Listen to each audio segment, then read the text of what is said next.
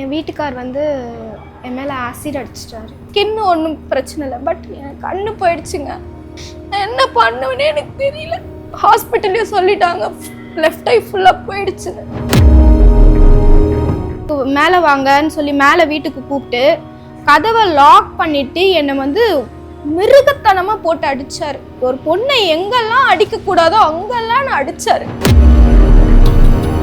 Daily night 2 மணிக்கு 3 மணிக்கு சண்டை நடக்கும். குடிச்சிட்டு துணி இல்லாமல் வந்து படுப்பார். அதெல்லாம் அவ கண்ணு முன்னாடி பார்த்துக்கிட்டே இருக்கா. 2-3 வாட்டி தூங்கிட்டு இருக்கேன், கண்ணை முழிச்சு பார்த்தா கழுத்தில் கத்தி வச்சுக்கிட்டு இப்படி பார்த்துட்டு இருக்காரு. உனக்கு இப்போ வேலை தான் முக்கியம், ஆஃபீஸில் அவனையும் வச்சிட்டு இருக்க, நீ அவங்க கூட பேசுகிற இவன் கூட பேசுகிறேன்னு என்னை கேரக்டர் அசாசினேஷன் பண்ணார். எனக்கு கோவம் வந்துருச்சு. ஏன்னா நான் 10 years லவ் பண்ணியிருக்கேன். உனக்கு வேலை அந்த அளவுக்கு முக்கியமாயிடுச்சு, நீ போயிட்டு வா, வேலைக்கு போகிறல்ல போயிட்டு வா. நீ வரும்போது இந்த பிள்ளைய வண்டியிலேருந்து பெட்ரோல் எடுத்துட்டு வந்து ஊற்றி திரும்ப வந்து என் கூட வாழுன்னு சொல்லி என்னை ஒரே டார்ச்சர். நான் டிவோர்ஸ்க்கும் அப்ரோச் பண்ணிட்டு இருக்கேன். டிவோர்ஸ் கொடுங்கன்னு கேட்டால் நான் டிவோர்ஸ் கொடுக்க மாட்டேன், என்னைக்கா இருந்தாலும் நீ என் பொண்டாட்டி, இன்னொருத்தன் கூடலாம் உன்னை பார்க்க முடியும். ஏங்க டிவோர்ஸ் பண்ணிக்கிட்டா இன்னொருத்தனை கல்யாணம் பண்ணிக்கிறதுக்கு தான் டிவோர்ஸ் பண்ணணுமா? நிம்மதியாக இருக்கிறதுக்கு நான் டிவோர்ஸ் பண்ணிட்டு இருக்கக்கூடாதா? வண்டி லாக் பண்ணிட்டு திரும்புகிற பேக் சைட்ல இருந்து சாவடி ஒரு சத்தம் தான், அது மட்டும்தான் என் காது கேட்டுக்கிட்டே இருக்கு. சாவடின்னு சொல்லிட்டு ஆசிட் எடுத்து அப்படியே அடிச்சிட்டாரு முகத்துல. வணக்கம். வணக்கம். என்னாச்சு உங்களுக்கு? உங்கள் பேர் என்ன, வயசு? என் பேர் சனா ஃபாத்திமா. எனக்கு 29 வயசு ஆகுது. எனக்கு என்னாச்சுன்னா என் வீட்டுக்கார் வந்து என் மேலே ஆசிட் அடிச்சிட்டாரு. கண்ணில் ஊற்றிட்டாரா? முகத்தில் தான் அடித்தார். ஆனால் அது வந்து நம்ம அந்த ஃப்ளோர் க்ளீன் பண்ணுற ஆசிட், இந்த நார்மலாக கடையில் கிடைக்கும் இல்லையா, அந்த ஆசிட். அவருக்கு தெரியல என்ன வாங்கணும்னு தெரியல. லக்கிலி அந்த ஆசிட் அடித்ததுனால இம்மிடியேட்டாக நான் ஷவர் எடுத்துக்கிட்டேன். ஒரு 20 minutes கண்டினியூஸாக நான் தண்ணியில் இருந்தேன். ஸோ லக்கிலி அது ஸ்கின் எதுவும் பண்ணலை. பட் கண்ணில் 2 கண்ணுலேயுமே ஆசிட் பட்டுருச்சு. ஸோ 2 கண்ணுலேயும் ஆசிட் பட்டதுனால என்னோட ரைட் ஐ கண்ணோட விஷன் வந்து 80% போயிடுச்சு. என்னால் ஒரு 20% தான் பார்க்க முடியுது. லைக் என்னால் எதையும் ரீட் பண்ண முடியல. உங்கள் 2 பேரையும் எனக்கு ஒரு இமேஜாக தெரியுறீங்க, பட் ஃபேஸ்லாம் எனக்கு தெரியல. என்னால் இவ்வளோதான் கண்ணை ஓப்பன் பண்ண முடியும். ஹஸ்பண்ட் இந்த அளவுக்கு பண்ணுறாருன்னா என்ன பிரச்சனை உங்களுக்குள்ளார? என்ன எனக்கு பண்ணியிருக்காரு? கல்யாணம் ஆகி 6 வருஷம் ஆகுது மேடம். அதுக்கு முன்னாடி வந்து லவ் மேரேஜ் தான். நாங்கள் கிட்டத்தட்ட ஒரு 10 years லவ் பண்ணி தான் கல்யாணம் பண்ணிக்கிட்டேன். இனிஷியலி மேரேஜ் லைஃப் நல்லா தான் இருந்துச்சு, நல்லா தான் பார்த்துக்கிட்டாரு. பட் குழந்த ஆனதுக்கப்புறம் ஒரு 3 வருஷத்துக்கு அப்புறம், பாப்பா பிறந்து ஒரு 1-1.5 வருஷத்துக்கு அப்புறம் அவர் எங்கள் மேலே இருக்க கவனத்தை அப்படியே வந்து வேறு விஷயங்களில் காட்ட ஆரம்பித்தார். லைக் டெய்லி குடிக்கிறது, தம் அடிக்கிறது, அண்ட் வாயில் ஏதோ அதெல்லாம் எனக்கு பேர் தெரியல, அதெல்லாம் யூஸ் பண்ணுவார். ஸோ எனக்கு ஸ்லோலி இதெல்லாம் கொஞ்சம் கொஞ்சமாக நான் தெரியாமல் தான் பண்ணுவார். நான் கொஞ்சம் கொஞ்சமாக நோட்டீஸ் பண்ண ஆரம்பித்து கேட்க ஆரம்பிக்கும் போது, கை குழந்தை இருக்கா, இதெல்லாம் ரொம்ப முக்கியமாக, ஏன் இந்த கெட்ட பழக்கம்லாம் கொஞ்சம் கொஞ்சமாக கேட்க ஆரம்பிக்கும் போது எங்கள் 2 பேருக்குள்ளே அப்படி தான் ஆரம்பிச்சிது சண்டைங்க, பிரச்சனைங்க. அப்புறம் வேலைக்கு போக மாட்டார். அப்போ சொந்தமாக எனக்கு டீ கடை வச்சுருந்தோம். சொந்தமாக கடை வச்சுருந்தோம். கடை வந்து வாரத்தில் ஒரு 2 நாள் தான் கடை திறப்பார், மிச்சம் 3 நாள் கடை மூடி இருக்கும். குடிச்சிட்டு வீட்டில் படுத்துப்பார், இல்லை எங்கேயாவது வேறு எங்கேயாவது வெளியே போயிடுவார். வீட்டுக்கு வருமானம் வராது. இப்படியே நாங்கள் அப்போ வாடகை வீட்டில் இருந்தோம். குழந்தை இருந்தால் சப்போர்ட் யாரும் கிடையாது. லவ் மேரேஜ் இல்லையா, பெருசாக சப்போர்ட் யாரும் கிடையாது. நாங்கள் தான் எங்களை பார்த்துக்கணும். இவரும் நம்பி இருக்கிற ஒருத்தரும் நம்மளை எப்படி இந்த மாதிரி நம்ம ஒருத்தவங்க ஒரு பாயிண்டில் வந்து என்ன ஆயிடுச்சுன்னா, நம்மளுக்கு கல்யாணம் ஆகிடுச்சு, நம்மளுக்கு ஒரு குழந்தை இருக்கிறதே மறந்துட்டு he is into his bachelor life again. Like carrom விளையாட போகிறது, கிரிக்கெட் விளையாட போகிறது, பசங்க கூட சேர்ந்து தண்ணி அடிக்கிறது, நைட்டு 2 மணி 3 மணிக்கு வீட்டுக்கு வருவார், ஃபுல் ட்ரங்க். லைக் அவர் கான்ஷியஸே இருக்காது. நம்ம போய் தூக்க போனோன்னா நம்ம ட்ரெஸ் எல்லாம் கழட்டி விட்டுருவார். அந்த மாதிரி பிடிச்சி விக்ரஸாக இழுப்பார். ரொம்ப ரொம்ப ஒரு மாதிரி மிருகத்தனமாக நடந்துப்பார்.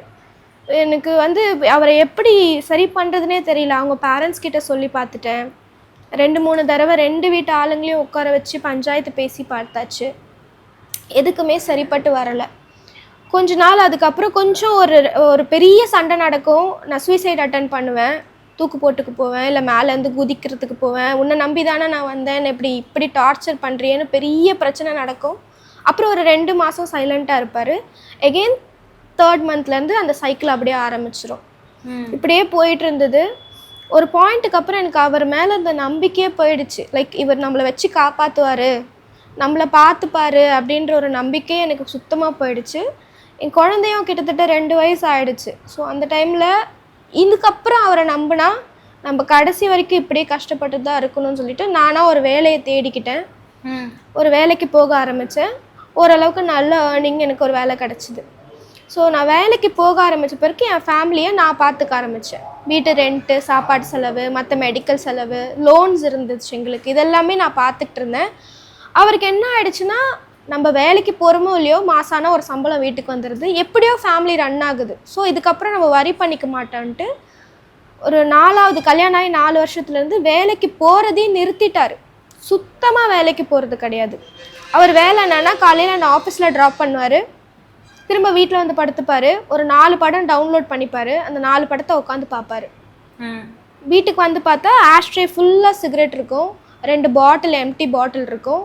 அப்படியே துணி கழண்டது விலகுனது கூட தெரியாமல் அப்படியே படுத்து கிடப்பார். குழந்தை வந்து அம்மா வீட்டில் இருப்பாள். அவளை வந்து அங்கன்வாடியில் விட்டுட்டு நான் வேலைக்கு போவேன். அங்கேருந்து அம்மா கூட்டிகிட்டு போய் வீட்டில் வச்சு பார்த்துப்பாங்க. இப்படியே தான் போச்சு. அதுக்கப்புறம் கொஞ்ச நாள் கழித்து அவங்க அம்மா வீட்டில் வந்து மாடியில் இடம் இருந்தது. லைக் அவங்க கிரவுண்ட் ஃப்ளோரில் இருக்காங்க, ஃபஸ்ட் ஃப்ளோர் எம்டியாக இருந்தது. எங்கள் அப்பா தான் சொன்னார், வாடகை வீட்டிலேருந்து கஷ்டப்படாத, ஒரு 2 லோன் எக்ஸ்ட்ரா வாங்கிட்டு ஒரு வீடை கட்டுங்க, சிம்பிளாக ஒரு வீடை கட்டி சொந்த வீடாக போயிடு. ஏன்னா பொம்பளை பிள்ளைய வச்சுருக்க, உனக்கு ஃப்யூச்சருக்கு சேவிங்ஸ் வேணும், இவனை நம்பி நீ வாடகை வீட்டிலே இருக்காதுன்னு சொல்லவோ, இன்னும் 2-3 லோன்ஸ் வாங்கி கொஞ்சம் அமௌண்ட்லாம் கேதர் பண்ணி ஒரு வீடு கட்டினோம் அவங்க அம்மா வீட்டு மாடியில். அங்கே என்னைக்கு அந்த வீட்டுக்கு போகணுமோ அன்னைக்கு முடிஞ்சு போச்சு, எல்லாமே முடிஞ்சு போச்சு. அங்கே போனதுலேருந்து நைட்டில் வீட்டுக்கு வரவே மாட்டார். கேட்டில், அவங்க வீட்டு கேட்டில் குழந்தை இடுப்பில் வச்சு, குழந்தை தூங்குவா, அவளை இடுப்பில் வச்சுக்கிட்டு 2 மணி 3 மணிக்கு ரோட்டில் நான் நிற்பேன். எப்போ வருவாருன்னு ஃபோனை ஸ்விட்ச் ஆஃப் பண்ணிவிடுவார். நம்ம ஒரு 5 டைம்ஸ் மேலே கால் பண்ணோன்னா அந்த ஒரு நம்மளை வந்து ஏதோ ஒரு மூவியோட கனெக்ட் பண்ணி பேசுவார். மைனா படத்தில் வர மாதிரி டார்ச்சர் பண்ணுற அப்படி சொல்லுவார். அந்த மாதிரிலாம் கிடையாது. 2 மணி 3 மணி வரைக்கும் எனக்கு அங்கே யாரையும் தெரியாது, உன்னை நம்பி தான் உன் கூட இருக்கேன், ஆனால் வந்து நீ இப்படி பிஹேவ் பண்ணுறீங்களே, இவ்வளோ நேரம் என்ன வெளியே சுற்றினா ஃப்ரெண்ட்ஸ் கூட பேசிட்டு வரேன், என்னைக்கோ ஒரு நாள் பரவாயில்ல, டெய்லி அப்படி தான். டெய்லி பகலில், நைட்டில் மட்டும் குடிச்சிட்டு இருந்தார், அப்புறம் பகலில் குடிக்க ஆரம்பிச்சிட்டாரு. அதுக்கப்புறம் இன்னொரு விஷயம், திருட ஆரம்பிச்சிட்டாரு. வீட்டிலருந்தே பைசா எடுப்பார் எனக்கு தெரியாமல். பைசா என் பர்ஸ்லேருந்து பைசா எடுக்கிறது, குடிக்கிறதுக்கு வேறு எதுக்கும் இல்லை, பைசா பர்ஸ்லேருந்து எடுக்கிறது, பீரோலேருந்து காசு வச்சு எடுத்துக்கிறது, குழந்தை கொலுசு எடுத்து வைக்கிறது, இந்த மாதிரி சின்னதாக ஆரம்பித்து அது கிராஜுவலாக திருடுறதுன்றது ரிப்பீட்டடாக ஆகிட்டே இருந்தது, ஃப்ரீக்குவென்சி அதிகமாகிட்டே இருந்தது. நான் ஆரம்பத்தில் அதை பெருசாக கண்டுக்கல. ஆனால் அதுக்கப்புறம் போக போக ஜுவல்ஸ்லலாம் கை வைக்கவும் எனக்கு கோவம் வந்து நான் சத்தம் போடுவேன். சத்தம் போட்டால் டிவி எடுத்து தலை மேலே போட்டு ஒரு வாட்டி உடைச்சார். 32 இன்ச் டிவி அது எடுத்து ஃபிசிக்கலாக. ஆமாம், அப்போ தான் ஸ்டார்ட் ஆச்சு. அதான் அவங்க வீட்டுக்கு எப்போ நாங்கள் போகணுமோ, வீடு கட்டிட்டு சொந்த வீட்டுக்கு எப்போ போகணுமோ அப்போ தான் ஃபிசிக்கலாக ரொம்ப என்னை டார்ச்சர் பண்ண ஆரம்பித்தார். டிவி எடுத்து அடிக்கிறது, கையில் என்ன கிடைக்குதோ, கத்தி சிசர் என்ன கையில் வச்சுருக்கிறதோ தூக்கி அடிப்பார். முகத்தில் கையில் பட்டு அடி, பிளட்டு வரும். அப்படியே பார்த்துட்டு உட்காந்துருப்பார். நம்மளை நம்பி வந்த பிள்ளை தானே இவ்வளோ கஷ்டப்படுறாளே, அவள் சம்பாதிச்சு நம்மளுக்கு சாப்பாடு போடுறா, அட்லீஸ்ட் குழந்தையாவது பார்த்துக்கலாம், நீ வேலைக்கு கூட போவேணாம், பிள்ளையாவது பார்த்துக்கலான்னா பிள்ளைய விட்டுட்டு போயிடுவார். இப்போ நான் சத்தம் போடுவேன், குழந்தைய நீ கூட்டிகிட்டு போய் விடவும் மாட்டீங்க. ஏன்னா எங்கள் வீட்டுக்கும் நான் ஒர்க் பண்ணுற இடத்துக்கும் கிட்டத்தட்ட 3 கிலோமீட்டர் டிஸ்டன்ஸ். 3 கிலோமீட்டர் இருந்தது, நடந்து போகிறதுக்கு கொஞ்சம் டிஸ்டன்ஸ் தான். நான் வந்து 2 வயசு குழந்தைய நடக்க வச்சே கூட்டிகிட்டு வருவேன். என்னால் முடியாது, நான் வேலைக்கு போயிட்டு 7:30 மணிக்கு எனக்கு ஷிஃப்ட் முடியும். 8 மணிக்கு ½ அன் ஹவரில் வேகமாக நடந்து அம்மா வீட்டுக்கு போயிட்டு அங்கேருந்து பிள்ளைய 8-9 மணிக்கு நடக்க வச்சே நான் கூட்டிகிட்டு வருவேன். வர வழியெல்லாம் நாய் இருக்கா, மற்ற ஏதாவது இருக்கான்னு பார்த்து அப்படி பயந்து கூட்டிகிட்டு வரேன். வீட்டுக்கு வந்தால் வண்டி இருக்கும், 2 வீலர் இருக்கும், குடிச்சிட்டு படுத்துருப்பார். எப்படி இருக்கும்?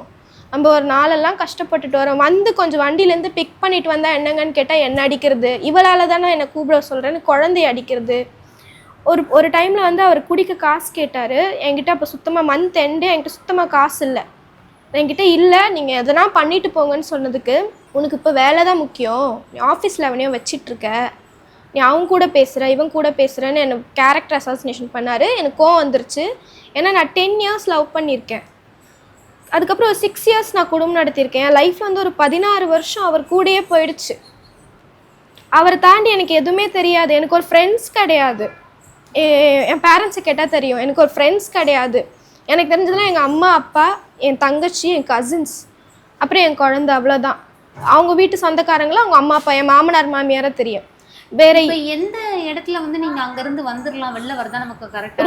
ரொம்ப பிரச்சனை அதிகமானது வந்து அவர் ரொம்ப குடிக்க ஆரம்பிச்சிட்டாரு, ரொம்ப பிரச்சனை பண்ண ஆரம்பிச்சிட்டாரு. அதுதான் அந்த ஃபர்ஸ்ட் போலீஸ் கேஸ் அவருக்கு அந்த வீட்டில் தான் ரெஜிஸ்டர் ஆச்சு. விச் இஸ் அன்னைக்கு இந்த பிரச்சனை நடக்குது, என்னை ஆஃபீஸில் யார் கூடயோ ரிலேட் பண்ணி பேசினாரு. அப்போ நான் சத்தம் போட்டேன், 16 years நான் உன் கூட இருக்கேன், என்னை பற்றி உனக்கு தெரியாதா, என்னை இப்படி இன்னொருத்தவங்க கூட என்னை வச்சு பேசுகிறீங்களே நான் சத்தம் போட்டப்போ, இப்போ என்ன உனக்கு அவசரமாக நீ வேலைக்கு போகணும், அதுக்காக நீ என்ன வேணால் பேசிட்டு போவே, உனக்கு வேலை அந்த அளவுக்கு முக்கியமாயிடுச்சு, நீ போயிட்டு வா, வேலைக்கு போகிறல்ல போயிட்டு வா, நீ வரும்போது இந்த பிள்ளைய பெட்ரோல் வண்டியிலேருந்து பெட்ரோல் எடுத்துகிட்டு வந்து ஊற்றி எரிக்கிறனா இல்லையா பாரு, நீ வந்து பார்த்தனா 3 வயசு என் குழந்தைக்கு. அப்போ கறிக்கட்டையாக கிடப்பா வீட்டுக்குள்ளே, யாருமே இல்லாமல் கறிக்கட்டையாக கிடப்பான பெத்த வயிறு எனக்கு எப்படி இருந்தது அன்றைக்கி எனக்கு தான் தெரியும்.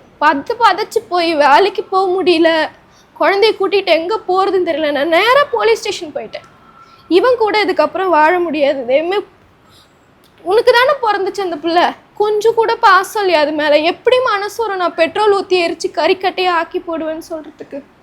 நான் கூட்டிகிட்டு போய் போலீஸ் ஸ்டேஷனில் போய் ஃபஸ்ட்டு கம்ப்ளைண்ட் அப்போ தான் பண்ணேன். கம்ப்ளைண்ட் பண்ணப்போ கூப்பிட்டு பேசி அவன் ஏதோ போதையில் பண்ணிட்டான், தெரியாமல் பண்ணிட்டான். ஒரு மனுஷன் 24 மணி நேரமாக போதையில் இருப்பாங்க. ஆமாம், அவன் ஏதோ தெரியாமல் பண்ணிட்டான், இந்த ஒரு வாய்ப்பு கொடுமா, இதுதானே வாட்டி போலீஸ் ஸ்டேஷன் வரீங்க, இந்த மாதிரி நிறைய கேஸ் வருது, அவன் திருந்திடுவான், அவனுக்கு ஒரு வாய்ப்பு கொடுங்க.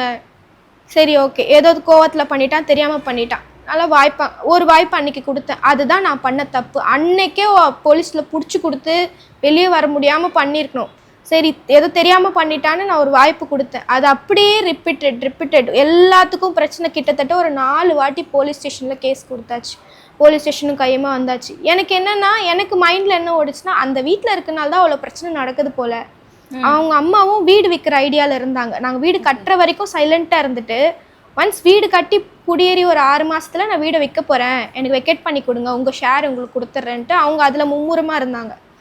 சரி, இந்த வீட்டுக்கு வந்ததுக்கப்புறம் தான் இவ்வளோ டிவோர்ஸ், தொட்டதுக்கெலாம் டிவோர்ஸ் விட்டுட்டு போயிடுவேன், உன்னெல்லாம் வச்சுக்கிட்டு நான் கஷ்டப்படணும் அவசியம் இல்லை, எனக்கெல்லாம் கேரளாவில் கிளி மாதிரி பொண்ணு கிடைக்கும், உன் கூடலாம் இருக்க முடியும், தொட்டதுக்கெலாம் அப்படி பேசுவார்.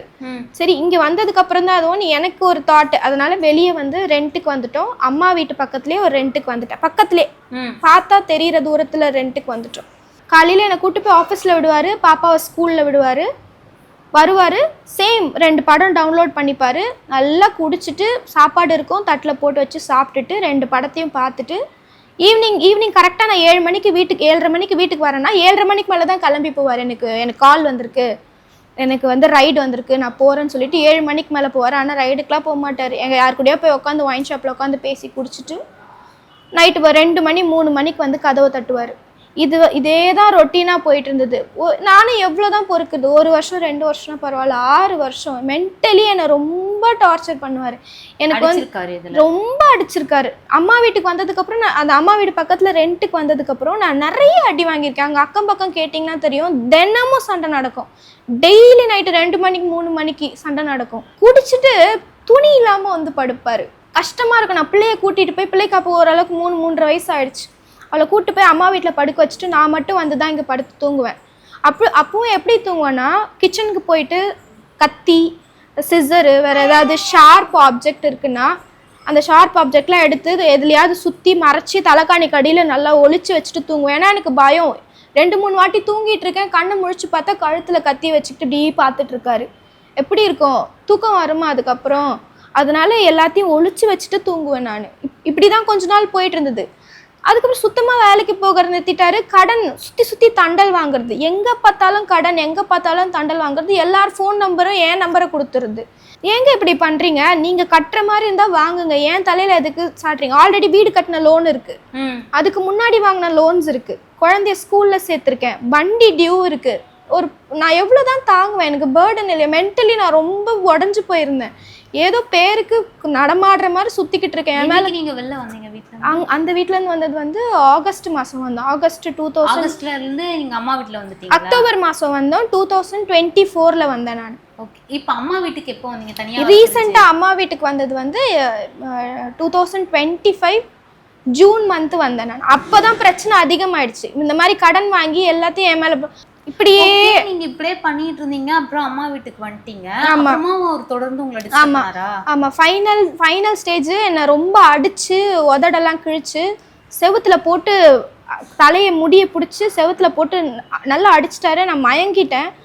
அதுக்கப்புறமும் மயங்கினவளையும் திரும்ப கழுத்தை பிடிச்சி செவுத்துல தூக்கி இறுக்கி, இன்னும் சாகலையா நீ, இன்னும் உடம்புல உயிர் இருக்கா அவனுக்குன்னு ரொம்ப என்னை போட்டு டார்ச்சர் பண்ணி செருப்பாலெல்லாம் அடித்து கை காலெல்லாம் அப்படியே க்ரீனாக ஆயிடுச்சு. அங்கங்கே பிரச்சனை நடந்து பக்கத்து வீட்டுக்கெலாம் சத்தம் கேட்டு ஓடி வந்து அம்மா அப்பாவுக்கு விஷயம் சொல்லி, அம்மா அப்பா பக்கத்தில் தானே இருக்காங்க, அவங்க வந்து அன்கான்ஷியஸாக இருந்தேன், என்னை வீட்டுக்கு கூட்டிகிட்டு போனாங்க. அதுதான் கடைசியாக நான் அவர் கூட இருந்த நாள். அவரை அம்மா அப்பா வீட்டுக்கு என்னை ஜூன் மாதம் கூட்டிகிட்டு வந்துட்டாங்க. இதுக்கப்புறம் உனக்கு வேணாம்மா, நீ படுற கஷ்டத்தை நாங்கள் பார்க்குறோம், எங்களால் முடியல. இதில் இன்னொரு நோட் பண்ண வேண்டிய விஷயம்னா, ஒரு பொம்பளை பிள்ளை இது எல்லாத்தையும் பார்த்துக்கிட்டே வரா. வருஷ கணக்கில் அவள் இது எல்லாத்தையும் நோட் பண்ணிகிட்டே வரா. அவளுக்கு என்னென்னா, அப்பானா இப்படி தான், அம்மானா இப்படி அடி வாங்கிட்டே இருப்பாங்க, கெட்ட வார்த்தை பேசுறது, என்னை அவரை அடிக்கிறது, அப்யூஸ் பண்ணுறதுலாம் அவள் கண்ணு முன்னாடி பார்த்துக்கிட்டே இருக்கா. என்னை அடிக்கும் போதெல்லாம் அழுவா. ஆனால் ஒன்றும் பண்ண முடியாது. என் பிள்ளைக்கு சரியாக தூக்கம் வராது, எனக்கு நைட்டில் தூக்கம் வராது. எங்கள் குழந்தைக்காவாச்சும் என்னை அடிக்காதீங்க, என்னால் முடியல, என்னால் தாங்க முடியல. நிறைய வாட்டி சொல்லியிருக்கேன். அவர் கேட்பாரா? ட்ரிங்க்ஸ் பண்ணாதப்போ நீங்கள் பேசியிருக்கீங்க? ட்ரிங்க்ஸ் பண்ணாதப்போ நான் பகலில் எப்போயாவது இப்போ எனக்கு ஆக்சுவலி நான் ஒர்க் பண்ணது கத்தார் பேஸ் கம்பெனி. எனக்கு வந்து சண்டே ஒர்க் இருக்கும், ஃப்ரைடே வீட்டில் தான் இருப்பேன். ஃப்ரைடே அவர் வீட்டில் இருந்தாருன்னா நான் பேசியிருக்கேன். என் கூட ஒரு 1/2 hour பேசுங்களேன்.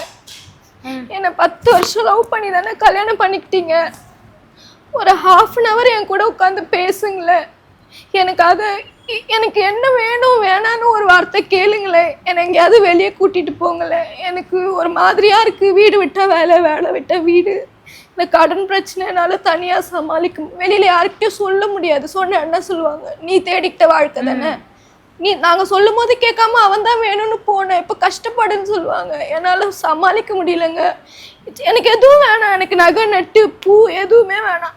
என் கூட ஒரு 1/2 மணி நேரம் உட்காந்து பேசுங்களேன். எனக்கு தனியாக இருக்கேன். நான் கிட்டத்தட்ட ஒரு 3-3.5 வருஷம் நான் தனியாகவே இருக்கேங்க. என் கூட நீங்கள் இருக்கீங்க தான் பேர். எனக்கு பேச்சு தானே கூட ஆள் இல்லை. என்னால் நிறைய சமாளிக்க முடியலங்க. என் கூட இருங்க நிறைய வாட்டி கேட்டிருக்கேன். அவர் சாதாரணமாக குடிக்காமல் இருக்கும்போது கேட்டிருக்கேன். அப்போ என்ன சொல்லுவார், உன்னால தான் நான் அப்படி இருக்கேன், நீ நோயின்னு என்னை வேலைக்கு போக சொல்கிற, அதனால தான் நான் அப்படி இருக்கேன். நான் எனக்கு ஒரு நாளைக்கு 1000 ரூபாய் சம்பாதிச்சு கொடுங்கன்னு கேட்கல. இப்போ நீங்கள் முஸ்லீமை கன்வெர்ட் ஆனீங்களா? ஆமாம், நான் வந்து ஒரு கிறிஸ்டியன் பொண்ணு. கிறிஸ்டியனில் தான் இருந்தேன். நான் கல்யாணம் பண்ணுற டைமில் நீ முஸ்லீம் ஆனால் தான் கல்யாணம் பண்ணிப்பேன்னு சொன்னாங்க. அவர் என்னை ப்ரெஷர் பண்ணல, அவங்க அம்மா அப்பா வீட்டில் சொன்னாங்க கன்வெர்ட் ஆனால் தான் பண்ணி வைப்பேன்னு. அப்போ அந்த டைமில் வேறு சாய்ஸ் இல்லை எனக்கு. அதனால் ஆசைப்பட்டெல்லாம் கன்வெர்ட் ஆகலை, வற்புறுத்தி தான் கன்வெர்ட் பண்ணாங்க. கன்வெர்ட் ஆகி இப்போ வரைக்கும் நான் சனா ஃபாத்திமா, நீங்கள் கேட்கும்போது கூட நான் என்ன சொன்னேன், சனா ஃபாத்திமாவாக தான் இருக்கேன். நான் அவருக்காக எல்லாத்தையும் விட்டுட்டேங்க. அம்மா அப்பா, நான் படித்த படிப்பு, என் பேர், நான் என் கடவுள் எல்லாத்தையும் விட்டுட்டு அவர் மட்டும்தான் உலகம்னு அவர் தானே இருந்தேன். 16 வருஷம் அவர் மட்டும்தான் இருந்தேன். இப்போ வாய் கூசாமல் என்னை வந்து கேரக்டர் அசோசியேட் பண்ணுறாங்க. நீ இன்னொருத்த கூட இருக்க, யார் கூடயோ பேசுகிற அப்படின்னு ரொம்ப மனசளவில் என்னை ரொம்ப சாகடிக்கிறாங்க. அம்மா வீட்டுக்கு வந்ததுக்கப்புறம் நான் தனியாக சர்வை பண்ண கற்றுக்கிட்டேன். அவர் கூட இருக்கும்போது நான் தனியாக இருந்திருக்கேன். தனியாக அவர் இல்லாமல் எனக்கு வாழ தெரியும். இப்போ இந்த 8 மாதம் நான் வேலைக்கு போகிறேன். நான் வேறு ஆஃபீஸ் ஷிஃப்ட் ஆகிட்டேன், நல்ல சம்பளத்துக்கு. என்னை நல்லா பார்த்துக்கிறாங்க என் ஆஃபீஸில். நல்லா சம்பாதிக்கிறேன், குழந்தைய அம்மா அப்பா பார்த்துக்கிறாங்க, நான் வேலைக்கு போகிறேன் வரேன், என் டெப்ஸ் எல்லாம் முடிச்சிட்டேன். டிசம்பரோட என் டெப்ஸ் எல்லாம் முடிஞ்சிருச்சு. இப்போ இந்த வண்டி லோனும் இன்னும் ஒரு சின்ன லோன் மட்டும் தான் இருக்குது. அது எனக்கு ஒரு விஷயமே இல்லை. நான் அப்படின்றதுக்குள்ளே கட்டிட்டு நான் என் சம்பளத்துக்கு நான் கட்டிட்டு போயிடுவேன். என்னால் நீ இல்லாமல் சர்வை பண்ண முடியுதுப்பா. என்ன திரும்ப வந்து என் கூட வாழுன்னு சொல்லி என்னை ஒரே டார்ச்சர். நான் டிவோர்ஸ்க்கும் அப்ரோச் பண்ணிகிட்ருக்கேன். டிவோர்ஸ் கொடுங்கன்னு கேட்டால் நான் டிவோர்ஸ் கொடுக்க மாட்டேன், என்னைக்கா இருந்தாலும் நீ என் பொண்டாட்டி, இன்னொருத்தன் கூடலாம் உன்னை பார்க்க முடியும். ஏங்க டிவோர்ஸ் பண்ணிக்கிட்டா இன்னொருத்தனை கல்யாணம் பண்ணிக்கிறதுக்கு தான் டிவோர்ஸ் பண்ணணுமா? நிம்மதியாக இருக்கிறதுக்கு நான் டிவோர்ஸ் பண்ணிட்டு இருக்கக்கூடாதா? அதுவும் இல்லாமல் உன் கூட நான் பட்ட பாடு இந்த 6 வருஷத்தையே மறக்கிறதுக்கே எனக்கு இன்னும் ஆகும், இன்னும் ஒரு 10 வருஷம் ஆகும். இது எல்லாத்தையும் தாண்டி நான் வெளியே வர்றதுக்கு. அதுக்குள்ளே இன்னொரு கல்யாணம் நான் பண்ணிக்க முடியுமா? ஏங்க இப்படி பண்ணுறீங்கன்னா நான் கொடுக்க மாட்டேன், நான் டிவோர்ஸ் கொடுக்க மாட்டேன். நீ என்ன ஆனாலும், நீ கஷ்டப்பட்டாலும் நீ இப்படி தான் இருக்கு, நான் கொடுக்க மாட்டேன். என் பிள்ளைய மட்டும் என் கண்ணில் காட்டுங்கன்னு குழந்தைய பார்க்கறதுக்கு அடிக்கடி வீட்டுக்கு வந்துட்டு அம்மா வீட்டுக்கு வந்துட்டு போவார். ஃபைனலி இந்த சம்பவம் எனக்கு இந்த ஆசிட் அடிக்கிறதுக்கு ஒரு 6 நாளைக்கு முன்னாடி செவ்வாய்க்கிழமை, போன வாரம் கரெக்டாக செவ்வாய்க்கிழமை அன்னைக்கு எனக்கு ஒரு கால் வருது அவர்கிட்ட இருந்து. மண்டே நைட் எனக்கு ஒரு கால் வருது, நாளைக்கு மார்னிங் வீட்டுக்கு வந்துரு, நான் உனக்கு என் கைப்பட லெட்டர் எழுதி கொடுத்துறேன், நீ மியூச்சுவலாக தானே கேட்டுட்ருக்க டிவோர்ஸ், சரி ஓகே நான் உன் வழிக்கே வரேன், நான் மியூச்சுவலாக உனக்கு டிவோர்ஸ் கொடுத்துறேன், என்கிட்டேருந்து ஒரு லெட்டர் எழுதி நான் சைன் பண்ணி கைப்பட கொடுத்துறேன், நீ அதை வச்சு நீ ப்ரொசீட் பண்ணிக்கோன்னு சொல்லி போன செவ்வாய்க்கிழமை என்னை வர சொன்னார். நானும் நம்பி போனேன். இதோ கடவுளே இதோட முடிய போது, நம்ம ஃப்ரீயாக போகிறோன்னு சொல்லி நம்பி போனவளை வீட்டுக்கு மேலே வாங்கன்னு சொல்லி மேலே வீட்டுக்கு கூப்பிட்டு கதவை லாக் பண்ணிவிட்டு என்னை வந்து மிருகத்தனமாக போட்டு அடித்தார். எப்படி ஒரு பொண்ணை எங்கெல்லாம் அடிக்கக்கூடாதோ அங்கெல்லாம் நான் அடித்தார். என் தலைமுடி மொத்தத்தையும் பிடுங்கிட்டார். செவத்தில் போட்டு அடிச்சு இந்த கண்ணுங்க நல்லா வீங்கி என் முகமே எனக்கு அடையாளமே தெரியாமல் போயிடுச்சு. அப்போயும் என்ன சொல்லி அடிக்கிறாரு, இந்த முகத்தை வச்சுட்டு தானே நீ வேலைக்கு போகிற, இந்த முகத்தை வச்சுட்டு தானே நீ கிளைண்ட் மீட்டிங் போகிற, நான் சேல்ஸில் இருக்கேன், எனக்கு டார்கெட்ஸ் இருக்குது, மந்த்லி டார்கெட்ஸ். நான் வந்து ஆஃபீஸில் 2 days இருந்தேன்னா பேலன்ஸ் 3 days நான் ஃபீல்டு ஒர்க் போகணும். கம்பல்சரி வாரத்துக்கு ஒரு 6 கஸ்டமர்ஸை நான் மீட் பண்ணணும், பேசணும், எனக்கு என் டார்கெட்ஸ் ஃபினிஷ் பண்ணணும். அதை வந்து தப்பாக இன்றைக்கி எத்தனை கஸ்டமரை போய் பார்த்துட்டு வந்த, இன்றைக்கி எத்தனை கஸ்டமர் கூட ஜாலியாக இருந்த அப்படிலாம் கேட்பாரு. இந்த முகத்தை வச்சுட்டு தானே நீ கஸ்டமராக பார்க்க போகிற, முகம் இல்லைன்னா நீ என்ன பண்ணுவேன்னு அவ்வளோ அடியே முகத்தில் தான் அடித்தார். அடித்து வாயெல்லாம் கிழிச்சு கண்ணும் பின்னாடி இருந்த முடி எல்லாமே போயிடுச்சு. நான் அத்தனைக்க சொல்கிறேங்க, எனக்கு பீரியட்ஸுங்க, எனக்கு உடம்பு முடியல, என்னை விட்டுருங்க, நீ லெட்டரே கொடுக்க வேணாம், என்னை உயிரோடு விட்டுருங்க, எனக்கு வாழணும்னு ஆசையாக இருக்குது, வாழ வேண்டிய வயசெல்லாம் நான் உன் கூட இருந்து கஷ்டப்பட்டேன், எனக்கு இதுக்கப்புறமாச்சு வாழணும்னு ஆசையாக இருக்குது, என்னை விட்டுடுங்க. நான் கையெடுத்து கூப்பிட்டேன், காலில் விழுந்தேன். நான் அப்போ கூட என்னை விடலை, போட்டு அவ்வளோ அடியே ஆத்திரம் தீர்ற வரைக்கும் அடித்து, அப்புறம் நான் வீட்டுக்கு அந்த முகத்தோடையே மாஸ்க் போட்டுட்டு கண்ணு தெரியல எனக்கு, அப்படி இப்படின்னு வண்டி ஓட்டிட்டு நான் வீட்டுக்கு வந்துட்டேன். என் பின்னாடியே வீட்டுக்கு வரார். வந்து உன் பொண்ணு சரியில்லை, கிளைண்ட்டு பார்க்குறேன்னு போகிறா, அவள் கேரக்டரே சரியில்லைன்னு எங்கள் அம்மா அப்பா கிட்ட வந்து கம்ப்ளைண்ட் பண்ணார். எங்கள் அம்மா அப்பா ஒத்துக்கல, என் பொண்ணை பற்றி எனக்கு தெரியும்ப்பா, நீ போப்பா, அவளுக்கு உனக்கு செட் ஆகலன்ட்டாளா, டிவோர்ஸ் கொடுத்துட்டு போயிடு, அவளை ஏன் இப்படி சித்திரவதை பண்ணுற, எதுக்கு இப்படி கொடுமைப்படுத்துகிற, அவளை விட்டுட்டு போயிடுன்னு சொல்லிட்டாங்க. இதெல்லாம் நடந்ததுக்கப்புறம் என் முகம் ஃபுல்லாக ப்ரூஸ் இருந்துச்சு, முகம் ஃபுல்லாக காயம், என்னால் வெளியே போக முடியல. ஒரு 2 நாள் நான் ஆஃபீஸ் லீவ் போட்டேன். அதுக்கப்புறமா எனக்கு பெண்டிங் ஒர்க்ஸ் இருந்ததுனால ஒரு 2 days மட்டும், Thursday Friday மட்டும் நான் ஆஃபீஸ் போனேன். ஃப்ரைடே நைட்டு அம்மா அப்பா குழந்தெல்லாம், என் தங்கச்சி, எனக்கு ஒரு கூட பிறந்த தங்கச்சி இருக்கா, அவள் வீட்டில் ஒரு ஃபங்க்ஷன் இருக்குது, அதுக்காக அவங்க போனாங்க. என்னை கூப்பிட்டாங்க. ஆக்சுவலி எங்கள் அம்மா என்னை கூப்பிட்டாங்க, நீயும் வாமான்னு. நான் தான் சொன்னேன், முகத்தில் காயத்தோடு இருக்கம்மா, வந்தேன்னா எல்லாருக்கும் நான் பதில் சொல்லணும், நீங்கள் போயிட்டு வாங்க, நான் தான் வீட்டுக்குள்ளே நான் பார்த்துக்கிறேன்னு சொல்லி வெள்ளிக்கிழமையிலேருந்து நான் மட்டும் தான் இருக்கேன் வீட்டில். எனக்கு எந்த பிரச்சனையும் இல்லை. நானும் தெரிஞ்சுக்கிட்டு வந்திருக்காரு.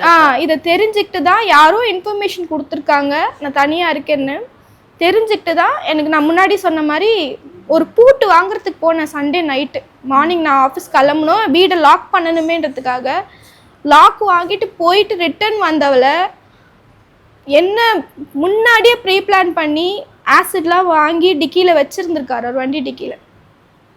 மேலே ஏறி குழந்த நாளைக்கு தான் வருவா வாங்கன்னு சொல்லிட்டு மேலே ஏறி வந்து நான் வண்டி லாக் பண்ணிவிட்டு திரும்புகிறேன். பேக் சைட்லேருந்து சாவடி ஒரு சத்தம் தான், அது மட்டும்தான் என் காதில் கேட்டுக்கிட்டே இருக்குது. சாவடின்னு சொல்லிட்டு ஆசிட் எடுத்து அப்படியே அடிச்சிட்டாரு முகத்தில். ஃபஸ்ட்டு இந்த கண்ணில் தான் இந்த வாக்கில் அடிக்கவும் இப்படி பட்டு ஃபுல்லாக அப்படியே ட்ரெயின் ஆகிடுச்சு. அதுக்கப்புறம் நான் எனக்கு என்ன பண்ணுறதுன்னு தெரியல, அலறி அடிச்சுக்கிட்டு காப்பாற்றுங்களேன் காப்பாற்றுங்களேன். அப்போ ரோட்டில் யாரும் இல்லை, கத்திட்டு நான் மேலே ஓடி வரவுல திரும்ப முடிய பிடிச்சி இந்த மூஞ்சி வச்சுக்கு தானே நீ ஆடுற, இந்த முகம் இருக்கிறதுனால தானே உனக்கு இவ்வளோ கான்ஃபிடென்ட்டு, இது இல்லைன்னா நீ என்ன பண்ணுவேன் பார்க்குறேன்னு திரும்ப ஊத்துறாரு. ஏய் நில்லிடின்னு பின்னாடியே துரத்திட்டு வர்றாரு. நான் அங்கேருந்து வேகமாக ஓடி வந்து பெரியப்பா வீடு இருந்தது, அதுக்குள்ளே போயிட்டு உடனே ஷவர் ஓப்பன் பண்ணி தண்ணியில் ஃபுல்லாக நின்றுட்டேன். அது ஃப்ளோர் கிளீனிங் ஆசிட்ன்றதுனால என்னால் ஸ்கின்ல எனக்கு எந்த இதுவும் இல்லை. ஒரு பர்னிங் சென்சேஷன் ஒரு 2 ஹவர்ஸ்க்கு இருந்துச்சு. ஓகே. அப்புறம் எனக்கு ஸ்கின் ஒன்றும் பிரச்சனை இல்லை, பட் எனக்கு கண்ணு போயிடுச்சுங்க. நான் என்ன பண்ணுவேன்னு எனக்கு தெரியல. இதுக்கப்புறம் எங்கள் ஹாஸ்பிட்டல்லையும் சொல்லிட்டாங்க லெஃப்ட் ஐ ஃபுல்லாக போயிடுச்சுன்னு. இது வந்து லாங் ப்ராசஸ், உங்கள் கண்ணு வர வைக்கிறதுக்கு சான்சஸ் ரொம்ப கம்மி, உங்களுக்கு வந்து டிரான்ஸ்பிளான்ட் மாதிரி தான் பண்ணணும்னு சொல்லியிருக்காங்க. இனி எவ்வளோ நாள் ஆகும் தெரியல நான் பழைய மாதிரி ஆகிறதுக்கு. எனக்கு குழந்தை இருக்கா, எனக்கு லோன்ஸ் இருக்குது, அம்மா அப்பா வயசானவங்க, அவங்களாலே எவ்வளோ சப்போர்ட் பண்ண முடியும் தெரியல. எனக்கு இருக்கிறதுக்கே பயமாக இருக்குது. என்ன தெரியுமா சொல்கிறான், அந்த குழந்தைக்கு டிஎன்ஏ டெஸ்ட் கேட்குறான். என் பிள்ளைக்கு நீ டிஎன்ஏ டெஸ்ட் எடுத்துக்கூடாது, என் பிள்ளையோ நான் பார்க்கணும். கம்ப்ளைண்ட் பண்ணீங்களா? அரெஸ்ட் பண்ணாங்களா? ஃபர்ஸ்ட் கம்ப்ளைண்ட் பண்ணிட்டோம் சிஸ்டர். அன்னைக்கு நைட்டே கம்ப்ளைண்ட் கொடுத்தாச்சு, சண்டே நைட்டு. இன்னைக்கு மதியானம் தான் ரிமாண்ட் பண்ணியிருக்காங்க. இந்த 3 நாளில் என்ன பண்ணாங்கன்னே தெரியல. கேட்டால் ஆள் அப்ஸ்கண்டு, அவன் வந்து எங்கேயோ ஓடி போயிட்டாமா, கிரிமினல் கேஸ் ஆகிடுச்சு, நாங்கள் தேடிட்டுருக்கோம், இன்ஃபார்ம் பண்ணுறோம், தேடிட்டுருக்கோம், இன்ஃபார்ம் பண்ணுறோம். நானும் எங்கள் ட்ரீட்மெண்ட் நேற்று மதியானம் எனக்கு ஆப்ரேஷன் பண்ணியிருக்காங்க இந்த கண்ணில். ஆப்ரேஷன் பண்ணி எனக்கு ஃபுல்லாக ஸ்டிச் போட்டிருக்காங்க. நான் கண்ணு திறக்கக்கூடாது, அதனால் எனக்கு ஃபோன் எடுத்து பார்க்க முடியல. இந்த கண்ணில் எனக்கு 20% தான் விஷன் இருக்குது, என்னால் மொபைல்லாம் பார்க்க முடியாது. நான் கேட்குறேன், சொல்கிறேம்மா, நான் இன்ஃபார்ம் பண்ணுறேம்மா உனக்கு, நான் சொல்கிறேம்மான்னு சொன்னார். அது வரைக்கும் எதுவும் சொல்லலை. இன்றைக்கி மார்னிங் இந்த அண்ணா வந்து, சசிகுமார் அண்ணா வந்து, அவர் தான் எனக்காக பேசினார். நீ என்னங்க சின்ன சின்ன தப்பு பண்ணுறவங்களெல்லாம் நீங்கள் பேரண்ட்ஸ்லாம் கூப்பிட்டு வந்து இப்போ பேசுகிறீங்கல்ல, அந்த மாதிரி இவன் இவ்வளோ பெரிய விஷயத்த பண்ணிட்டு போய் ஒளிஞ்சிட்ருக்கா, நீங்கள் எதுவும் கூப்பிட மாட்டீங்க பேச மாட்டீங்கன்னு அவர் தான் எனக்காக சப்போர்ட் பண்ணி பேசினார். அடுத்த 1 ஹவரில் ரிமாண்ட் பண்ணிட்டோன்னு எனக்கு ஃபோன் வருது. இன்ஸ்பெக்டர் கூப்பிட்டு சொல்கிறாருமா, இந்த மாதிரி உங்கள் ஹஸ்பண்டை ரிமாண்ட் பண்ணிட்டோம், சொல்கிறதுக்கு இன்ஃபார்ம் பண்ணுறதுக்கு தான் பண்ணேன்னு. இப்போ தான் இன்றைக்கி மதியானம் தான் ரிமாண்ட் பண்ணியிருக்காங்க அவங்கள. இப்போவும் எங்கள் அம்மா அப்பாவை வர சொல்லிட்டு இருக்காங்க, காம்ப்ரமைஸ் பண்ணுறதுக்கு பேசுறதுக்காக. எங்கள் அம்மா அப்பாவை வர சொல்லிட்டு இருக்காங்க, ஆனால் நான் காம்ப்ரமைஸுக்கு ரெடியாக இல்லை. எனக்கு என் பிள்ளைக்கு டிஎன்ஏ டெஸ்ட் கேட்குறாரு, டிஎன்ஏ டெஸ்ட் கொடுக்கலன்னா அடுத்து அவன் மூஞ்சிலையும் ஆசிட் அடிப்பேன்னு சொல்கிறான். குழந்தைக்குமா? அடுத்து அவன் மூஞ்சி மாதிரி அவன் மூஞ்சும் ஆயிடும் அப்படின்னு சொல்கிறாரு. இப்போ எதை நம்பி நான், எனக்கு வேணாங்க, எனக்கு வேணவே வேணாம், என்னை நிம்மதியாக வாழ விட்டால் போதும். எனக்கு இதுக்கப்புறம் எப்படி நான் வாழ்க்கையை வாழ போகிறேன்னே தெரியல. நான் எவ்வளோக்கு எவ்வளோ தைரியமாக இருந்தேனோ இப்போ என்கிட்ட சுத்தமாக கான்ஃபிடென்ட் இல்லை. எனக்கு வெளியே போகிறதுக்கே பயமாக இருக்குது. எவ்வளோ த்ரெட்டனிங் என்ன சொல்கிறாரு. இதுக்கு முன்னாடி ஃபோன் கால் பேசும்போது சொல்லுவார், உனக்கு ஞாபகம் இருக்கா நுங்கம்பாக்கத்தில் ஸ்வாத்தியா வெட்டி போட்டாங்க ஞாபகம் இருக்கா, அந்த மாதிரி உன்னை சேத்பேட்டில் வெட்டி போட்டுருவேன், எவன் வந்து கேட்குறான்னு பார்க்குறேன், நீ அங்கே தப்பிச்சாலும் வண்டி எதையாவது உன் 2 வீலரில் போகும்போது பின்னாடி ஏதாவது வண்டியை விட்டுடுச்சு சாவடிச்சிருவேன். எல்லாம் ஒரு தைரியம், எல்லாத்துக்கும் த்ரெட்டனிங். நீ என் கூட வந்து வாழலைன்னா நீ உயிரோடு இருக்கக்கூடாது, இருந்தால் நீ எனக்கு இருக்கணும், வேற எவனுக்காகவும் இருக்கக்கூடாது. கடைசி நீ சாகும் போது கூட என் பொண்டாட்டி ஏதாவது சாகணும், வேற எதுவும்.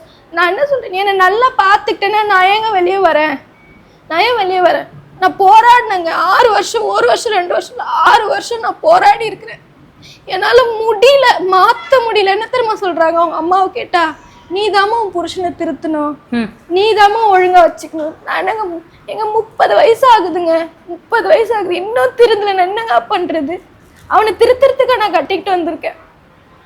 என் நல்லா பார்த்துப்பாங்க, நல்லா வச்சுப்பாங்க, லவ் பண்ணும்போது அவ்வளோ பேசுவாங்க, நான் ராணி மாதிரி வச்சுக்கிறேன், அதை பண்ணிக்கிறது நம்பி தாங்க போனேன். நம்பி நான் கும்பிடுற கடவுள் கூட வேணாம், நீ தான் எனக்கு முக்கியம்னு நம்பி போனேங்க. என்னை இந்த கோலத்தில் இன்னைக்கு உட்கார வச்சிருக்கா. எனக்கு அசிங்கமாக இருக்கு, எங்கள் அப்பாவை ஃபேஸ் பண்ணுறதுக்கு அசிங்கமாக இருக்கு, என் அக்கா தங்கச்சிங்களை பார்க்கறதுக்கு அசிங்கமாக இருக்கு. என் வீட்டில் எல்லாரும் லவ் மேரேஜ், எல்லாருமே நல்லா இருக்காங்க, நான் மட்டும் மட்டும்தான் இவ்வளோ இப்போ கோலத்துக்கு வாக்குக்கு உங்களால போக முடியுமா இப்படி இருக்கும்போது? எனக்கு விஷன் எனக்கு தெரியலங்க. டாக்டர் வந்து அட்வைஸ் பண்ணது அட்லீஸ்ட் ஒரு 3 months ஆச்சு நீங்கள் வீட்டில் இருக்கணும். இந்த காயம் ஃபுல்லாக ஆறி இந்த கண்ணில் இருக்க கருவிழி ஃபுல்லாக மெல்ட் ஆயிருக்கு எனக்கு. ஓகே. ஸோ அதெல்லாம் ஃபுல்லாக உங்களுக்கு ஆறி நார்மல் ஆனால் தான் ட்ரீட்மெண்ட், விஷனுக்கான ட்ரீட்மெண்ட்டே அதுக்கப்புறம் தான் ஆரம்பிக்க முடியும்னு சொல்லியிருக்காங்க. இப்போதைக்கு எனக்கு நடந்திருக்க ட்ரீட்மெண்ட் இது புண்ணு ஆறத்துக்காக ட்ரீட்மெண்ட் பண்ணியிருக்காங்க. இது ஃபுல்லாக எனக்கு ஃபுல்லாக ஹீல் ஆனால் தான் அடுத்த விஷனுக்கு என்ன ப்ரொசீஜர்னு பார்க்கணுன்னு சொல்லியிருக்காங்க. அதனால it's a long process. Doctor சொன்னது அதுதான். It's a long process. நீங்கள் எல்லாத்துக்கும் ரெடியாக இருக்கணும், ஸ்ட்ராங்காக இருங்கன்னு சொல்லியிருக்காங்க. கண்டிப்பாக உங்கள் ஹஸ்பண்டை அரெஸ்ட் பண்ணணும். இது வந்து சும்மா நீங்கள் காம்ப்ரமைஸ் பண்ணாலுமே இது காம்ப்ரமைஸ் பண்ணக்கூடிய ஒரு விஷயம் கிடையாது.